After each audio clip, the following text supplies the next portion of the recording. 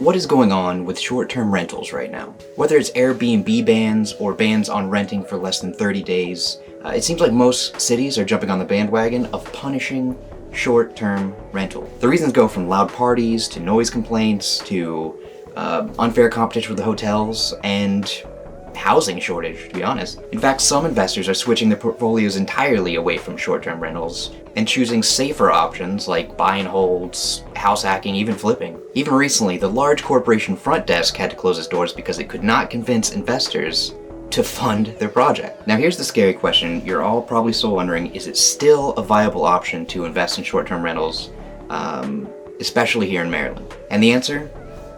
Yeah, sure. The competition is still pretty fierce, but generally, STRs are pulling in more than they did even in 2022. For instance, Baltimore is up 9% since last year. That doesn't mean it's going to stay this way. In fact, New York City, California are all pushing back against short-term rentals and even outright banning them in some locations. But honestly, in smaller, less crowded areas, I don't see them getting that strict with the laws anytime soon. However, it is true that a lot of FOMO investors have flooded the markets fairly recently, 2020 to 2022, 2023, and are starting to realize the post-COVID boom is over.